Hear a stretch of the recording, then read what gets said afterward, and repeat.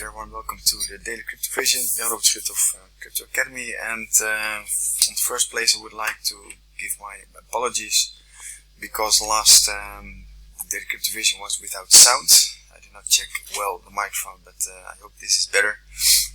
Anyway, we see that Bitcoin and Ethereum and Ripple are recovering a little bit from the sell-off of recent weeks.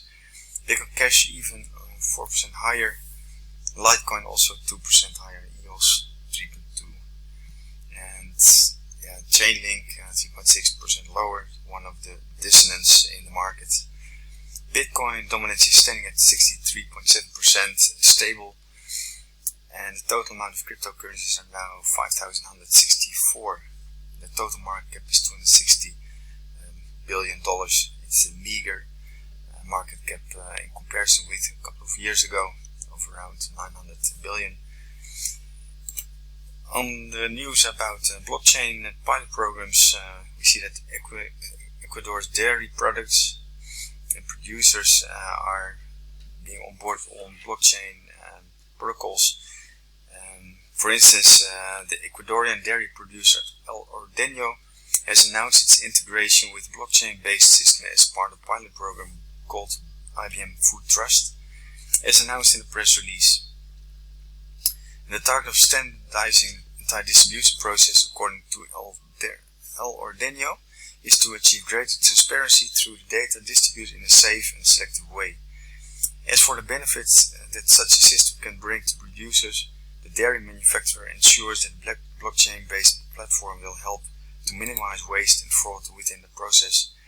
Martin Hagelstroom, the blockchain leader for IBM Latin America, highlighted the importance consumers give to our origin and the path that the products they consume have traveled, adding, quote, IBM Food Trust provides Ordeño with a single, immutable and transparent source of information about how the milk products are distributed throughout the country, and most importantly, Food Trust allows consumers to access this information in real time when they buy the products and to make purchase decisions based on the data.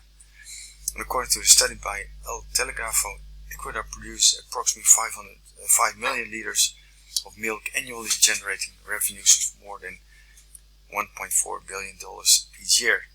And food retailers like Carrefour have already begun applying blockchain-based technologies for tracing food products such as chicken or fish.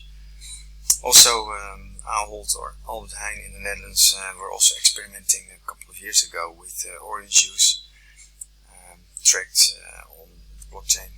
I'm not sure if IBM was involved, but it's a very good step forward in more trustworthy products. Finally, I would like to take a look at the BTC, and it's based on the Trade Navigator. We see on a weekly basis the stop loss level around 8,140, hovering above this level now 1,000 points higher. Still, there is a buy signal occurred 2 or 3 weeks ago, and still we can wait for a re-entry, or otherwise you can buy now and with a tight stop loss. First target 10,000, 10k is round number figure for the short term, and to the downside 8,500 is a support area, below that 8,140. So far, I wish you a very good and pleasant weekend. Hasta la vista. Ciao.